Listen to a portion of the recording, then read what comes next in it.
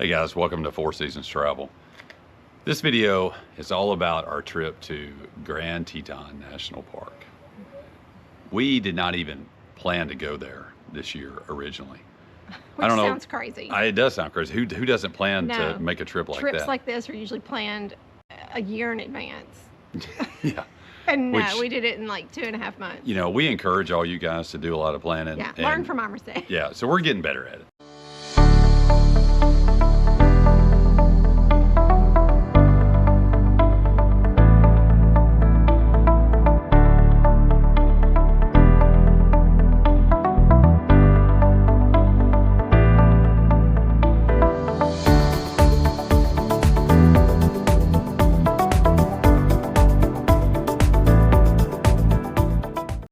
Well, here's how this happened though. Normally, around Christmas time, I start getting on Jennifer and saying, hey, we got to plan a summer vacation. It's coming up. Everything's going to be booked. Yeah, I like to procrastinate. And so really this trip, being on a time crunch, it like spurred me on to get things done because that's how I operate. Well, so this video is all about the trip to Grand Teton and going through Jenny Lake, going through Colter Bay, going through Signal Mountain Lodge. We went horseback riding one day. Yeah. Which was like amazing. The highlight of the trip. Yeah. And then but I shouldn't say the highlight, because the real highlight and the reason why we're there in the first place is because our nephew got married at Schwabacher Landing in Grand Teton National Park, which is just... Yeah. We'll show some of the pictures of that. Yeah. But this video is we'll show all that, we'll talk through all that, but I just think it's, funny how it came together because we had not planned to go. We just did that trip in Utah back in March. Yeah, and so I'm like, we're not going to do 2 trips like that. Yeah. So they get engaged and they say, we want to get married in Grand Teton National Park. And I'm just like, what? Oh, we got to go. We're going. Now we have a good reason to go. Yeah. And our kids are like, really? That's what we're going to do for summer vacation? And our son, he's 16. He's got to do whatever we do. He don't care, really. But our daughter is always set on the beach. Like, she doesn't feel like it's a summer vacation unless her feet are in the sand and she is at the beach. Yeah. Because we live in Tennessee and everybody has to go to the Gulf Coast. What normally everybody does. Not this year. So that's not what we're going to do. We're like, no, this is our excuse to do something different. So here we go. At the beginning of April, I get real busy in trying to find a place for us to stay. And my sister and brother-in-law had already booked their spot to stay in Victor, Idaho, which is right on the border between Wyoming and Idaho. Yeah, now keep in mind, we'd never been there. No. Like in all the places that we've been, not that we've been everywhere, but we had never been to Montana, never been to Idaho. No. Never been to Wyoming. No. Yeah.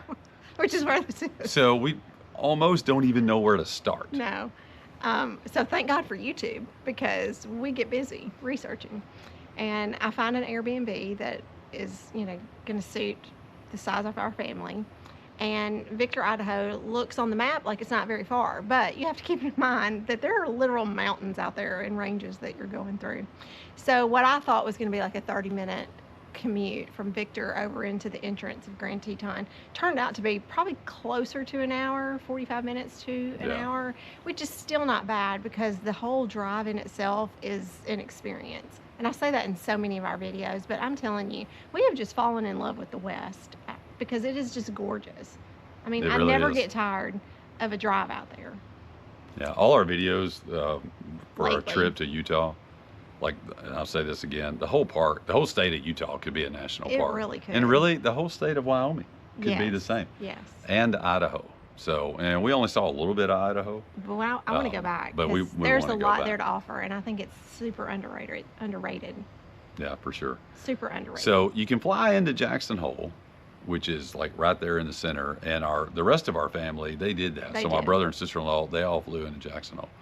But we knew we wanted to go to Yellowstone, and so we opted to fly into Bozeman and then drive 3.5 hours down to Victor. But let's back up. The reason why we did that is we could have booked a flight into Jackson Hole. It's a little more expensive, granted. It's a smaller airport, but we had some Southwest points. And so with this being such a last minute trip, it's expensive to go out there, and that's why people book so far in advance to, you know, just prepare for the upcoming trip.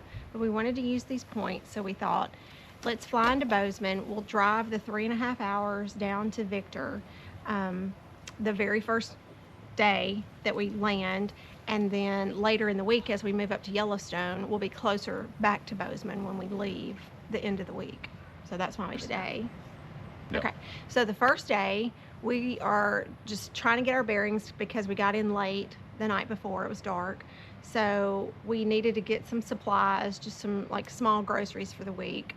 And so we did that first morning, and then the afternoon we spent over at Jenny Lake, going up to Hidden Falls, Inspiration Point, and hopefully we were going to make it on to Cascade Canyon. That's in another video. We'll link below. But after that, what did we do after that? We grabbed pizza on the way back to the Airbnb, and that was our first day. So day 2, we get up, and we had plans for a horseback riding adventure, which was not in the park, but kind of right outside the park. We had not ridden horses in quite a while. This one, though, grew up riding horses. I did, and I love it. I was so excited. She was about so this. excited about it. And so for the 5 of us to do that, you booked it online, and we'll put the link below where that is. I think it was probably, I don't know, $125 a person or something like that for an hour and a half ride, which I gotta be honest with you, if you're not accustomed to riding horses, it's plenty. Hour and a half is plenty. It's plenty. Yeah. So it was really well done by the people there. Our own guide. It was in small groups. Small groups. Probably what, maybe 10 in our group? Yeah, maybe 10. Something like and that. so, and the guide was up front, but whatever you were comfortable doing, they kind of matched up, you know, the person with the horse, and all the horses are, you know, pretty low key for the most part. Yeah. And so you're just out riding, you know, in this line of people, and just seeing some of the most beautiful country that you've ever seen. And you're seeing the mountains from kind of a different, you know, perspective, I would say. Yeah, you can see Grand Tetons kind of in the distance. Obviously, I mean, they're from every which way you turn, you're going to see something gorgeous. But you see actually Grand Teton in the distance. But we're really riding the trails in Bridger-Teton National Forest is what we're riding the trails through, which is gorgeous. So you see a lot of different type of landscapes in through there. And it was really neat. Wildflowers. I mean, for this area of the country, it was truly spring. For us, it was becoming summer at home in Tennessee. But all the spring wildflowers, I remember our guide saying, y'all are here at the perfect time, because some wildflowers were at their peak and some were just about to start blooming. So we were getting all the different colors. Hopefully you see all that in our videos. Last point on that, when you're taking these type of tours, is that it's really important to be able to take good pictures. And so I was very pleasantly surprised that the guide stopped as we got towards the end of it. Let everybody take pictures, and was really just a very gracious host. Everyone there was so nice and so welcoming. So if you get a chance to go out to Grand Teton, I would highly recommend doing one of these horseback tours, because you do get to see a perspective. And the horses, for the most part, are pretty calm, pretty laid back. You're in Jacksonhole, Wyoming. It's the Wild West. Yeah. Like, would it even be a trip to the Wild West without riding a horse and playing cowboys for a little while? No. That's why I was going to do it. Yeah, it was a great thing. I would try to do it. I'm so glad we did. I love it. We didn't know, you know, we live in the South. You know, weddings are a big deal. And this was going to be a smaller wedding, and it was at a place called Schwabacher. You can never say I don't know why I this. can never say it. Schwabacher Landing. Schwabacher Landing. Amazing. It was so cool. But you have to have reservations, and that's a big deal. Yeah. You know, they only do one a day. Nephew's fiance, now wife, I mean, she had done all of her research, and she had this place booked sometime since the fall. Yeah, like since they got engaged. Yeah. She had her officiant booked. Her photographer was probably the first thing that she had booked, and all that. And maybe I can get some of that information from her. If any of you guys are interested in doing a destination wedding out there, just comment below, and maybe I can ask her for some of the contacts. Yeah. She probably would share. Yeah, comment below. But keep in mind, we're a travel channel. We're not a wedding channel. No. Okay. So, but you can see some of the pictures. It really was amazing. So pretty. And I don't think it was super expensive. Really, what you're paying for is a photographer. But again, we're not a wedding channel here. but really, really pretty. And I was blown away. And I mean, I think all the families were. What a great event to have there in Grand Teton, and they really enjoyed it. It was gorgeous. The pictures are just beautiful. So the next day after the wedding is day 4, which for us was a Sunday. And this was the day that we had planned to just go see a lot of the things just up the highway, really. Catch up on all the things that we haven't gotten to see yet. A lot of the overlooks, just some so we are, you know, we view these trips with kids as like precursor trips. And so we really want to go see where all the RV parks are. Yeah, and we're scouting all that out for later. Yeah, for later. Don't get us wrong. So the one that we really wanted to go see and that we'd heard so much about was Colter Bay. Yeah. And so we drove that way. That's where we were trying to go. The north end of the park. Yeah. But really amazing. Full hookups, the whole 9 yards. And fully booked, as a matter of fact. I think it stays booked. So we went to Colter Bay, and we went by and spent some time on Jackson Lake. We went to Jackson Lake Lodge, which is gorgeous in itself. We have some good pictures there. Just this glass wall of windows that overlook Jackson Lake and the mountains behind it. It was snow. We didn't even say about talk Did about we mention snow. how the weather turned? Yeah, you might see from our pictures. Up until this point, I mean, up. we got on short sleeves, shorts, sweating hot. Yeah. On that Sunday, we wake up and it's super cold, and we walk outside and it's snowing. It wasn't snowing crazy where we were. It was June 22nd. But and June it was 22nd, snowing. and it was snowing. Yeah. And so, but further up north, like into Montana, they had closed some roads. They had gotten a lot of snow up there. So we were a little concerned about, you know, because we were leaving on Monday to go to West Yellowstone. Yeah. But anyway, so when you get to Colter Bay, which is right there on Jackson Lake, and then you have Colter Bay Village, and there's just all these different things that you can see. I had no idea that all these boats would be there. And I don't mean like small boats. I mean, of course they had, you know, kayaks and, you know, those kind of things. But these are huge boats, ski boats and things like that. So I can only imagine what that would be like in like July and August, you know, out there on that water. I bet. It'd be crazy. Jackson Lake is huge. It is, yeah. I had no idea that it was so big. So we make our way after we go through Colter Village, and now we're coming back down, and the next stop is Mormon Row. Well, not the next stop on the map you'll see, but it was our next stop. Our next stop, yeah, because we hadn't gotten to do that yet.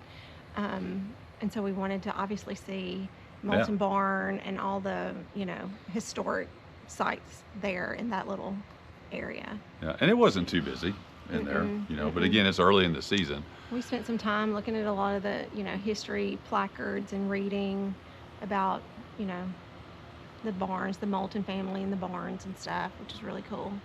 Yeah, so you definitely want to check out those, you know, what I would call, have-to sites when you get into Grand Teton. And by the way, the whole time that you're driving, you got the mountains right there. So, I mean, you're just constantly looking. You have to be careful because I'm wanting to look out the window, you know, while I'm driving at these mountains because they're still just so gorgeous. And when we were there on that Sunday, because the weather had gotten colder, there was like a big cloud cover over it as well. It made things feel a lot different too. Yeah, it was kind of in a like misty kind of fairy tale way. Yeah, really, really neat. We went over by String Lake and Lee Lake. Yes. Near Jenny Lake, and did that little scenic drive through there. I, hoping that this would be a true summer vacation, took these like inner tube things that we could inflate quickly, and because I had this vision of us just floating on String Lake. I had seen other people who take their paddle boards and kayaks, RVers who, you know, full time and would just take advantage of the shallow water that kind of heats up quicker, and you can manage the cooler temperature. Not that day. But no, maybe earlier in the week, but no. Maybe cold. The day before, you know. Yeah. But not that day. We didn't get to do that. No. We'll do it another time. We'll do it some other time, hopefully. Yeah. But that was the end of day 4. And back to Victor. Yeah. And packing up and then heading to Yellowstone. Which will be next. Yellowstone is a whole different world. I can't shut up.